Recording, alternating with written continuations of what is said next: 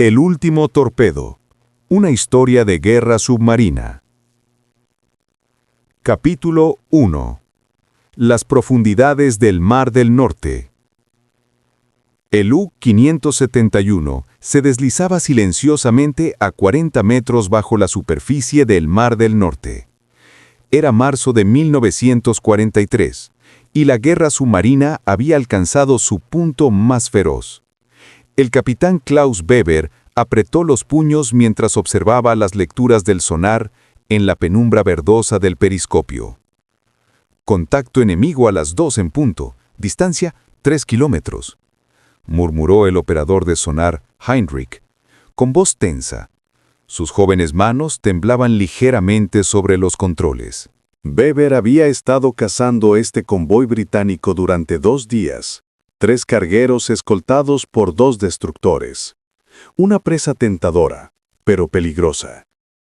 A sus 35 años, Weber era uno de los capitanes más experimentados de la Kriegsmarine. Pero cada misión podía ser la última.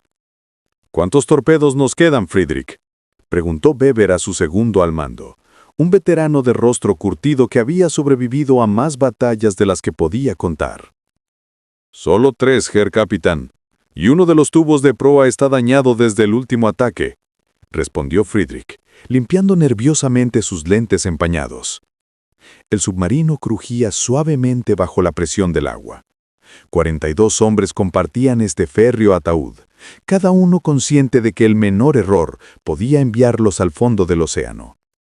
El aire estaba viciado, impregnado del olor a diésel, sudor y miedo.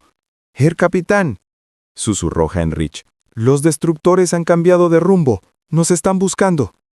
Weber sintió como el hielo se formaba en sus venas. El sonido característico de los motores enemigos se intensificaba, y pronto escucharían el ping, ping, ping mortal del sonar británico. Había enfrentado esta situación antes, pero nunca con tan pocos torpedos y un tubo dañado. «Inmersión de emergencia. 70 metros», ordenó con voz firme, aunque su corazón latía como un martillo. «Silencio absoluto. Nadie se mueve, nadie respira fuerte». El submarino se sumergió lentamente en la oscuridad abismal. Los hombres se quedaron inmóviles como estatuas, escuchando el crescendo aterrador de las hélices enemigas que se acercaban. El ping del sonar británico comenzó a resonar contra el casco del U-571 como golpes de martillo sobre un ataúd. «Ping, ping, ping». «Nos tienen», murmuró Friedrich, y todos los hombres contuvieron la respiración, esperando el silbido mortal de las cargas de profundidad que estaban a punto de caer. Capítulo 2. El cazador se convierte en presa. El primer estruendo sacudió el submarino como si fuera un juguete en manos de un gigante furioso. Las luces se apagaron momentáneamente, y en la oscuridad total solo se escuchaban los gemidos del metal bajo presión y las oraciones susurradas de los marineros. «¡Luces de emergencia!», gritó Weber, mientras se aferraba a una tubería para no caer. El resplandor rojizo de las luces de emergencia reveló rostros pálidos y ojos llenos de terror. ¡Boom! La segunda carga de profundidad explotó más cerca, y una fuga de agua comenzó a brotar de una junta del casco. Franz, el mecánico más joven de la tripulación, de apenas 19 años, se lanzó inmediatamente a repararla con manos temblorosas. «El timón de profundidad está dañado, Herr Capitán», reportó el timonel. «Perdemos control de inmersión». Weber cerró los ojos por un momento. En sus oídos resonaban las palabras de su esposa antes de partir. «Vuelve a casa, Klaus. Tu hijo necesita conocer a su padre». Había prometido regresar, pero ahora esa promesa parecía imposible de cumplir. «Friedrich, ¿podemos disparar los torpedos con el sistema dañado?» «Es arriesgado, pero...» «Sí, tendríamos que hacerlo manualmente y con mucha suerte». Otra explosión, esta vez tan cerca que fragmentos de pintura cayeron del techo como nieve venenosa. El submarino se escoraba peligrosamente hacia estribor. «Herr Capitán», Heinrich susurró con urgencia, «hay algo más en el sonar.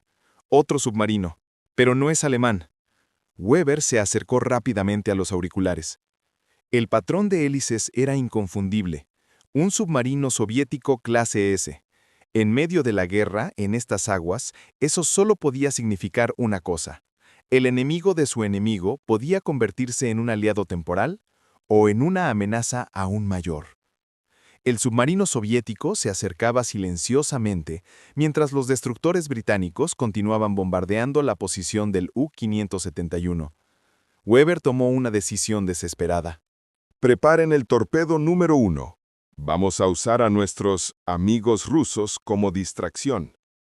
¿Disparamos al soviético, Herr Capitán? No. Weber sonrió con amargura.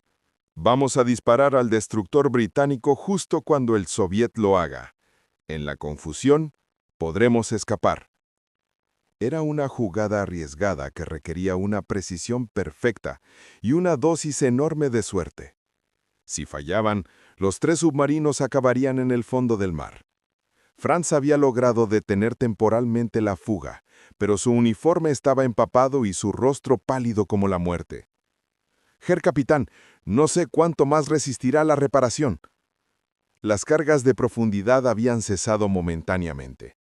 En el silencio tenso, todos podían escuchar los latidos de sus propios corazones. Era el momento de actuar. El torpedo del U-571 surcó las aguas oscuras del Mar del Norte como una serpiente mortal. Al mismo tiempo, Weber pudo ver la estela del torpedo soviético dirigiéndose hacia el mismo objetivo. 2 cazadores convergían sobre una misma presa. «¡Inmersión de emergencia! ¡120 metros!», gritó Weber, sabiendo que tenían solo segundos antes de que el caos se desatara en la superficie. El primer impacto sacudió el océano como un terremoto submarino. El torpedo soviético había dado en el blanco. 3 segundos después, el torpedo alemán impactó contra el mismo destructor, partiendo el barco británico por la mitad en una explosión de fuego y metal que iluminó las profundidades marinas. «¡Dios mío!», susurró Heinrich, observando las lecturas del sonar. «El británico se hunde, pero el otro destructor nos busca activamente, y el submarino soviético se dirige hacia nosotros». Weber se enfrentaba ahora a una pesadilla táctica. El destructor británico superviviente bombardeaba el área con cargas de profundidad, mientras el submarino soviético se acercaba con intenciones desconocidas. Con solo 2 torpedos restantes y el sistema de control dañado, las opciones eran limitadas. «Herr Capitán», Frederick se acercó con expresión grave. «Franz ha colapsado. La pérdida de sangre no creo que sobreviva sin atención médica inmediata». El joven mecánico yacía inconsciente en el suelo metálico, su rostro del color de la cera. Había dado todo por mantener el submarino a flote y ahora su vida se escapaba lentamente. De repente, las comunicaciones crepitaron con un mensaje en ruso quebrado. «Submarino alemán, este es K-52.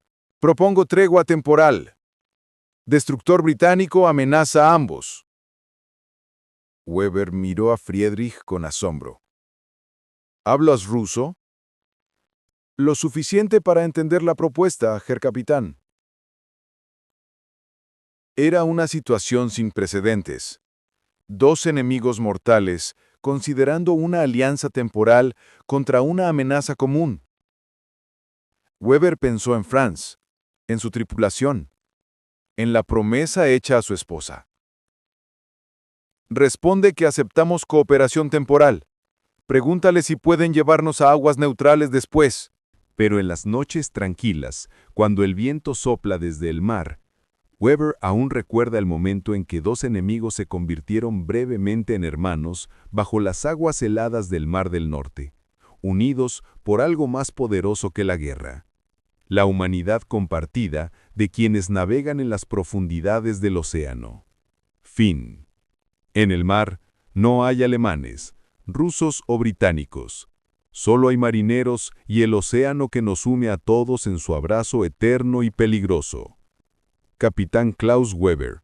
Memorias de guerra. 1965.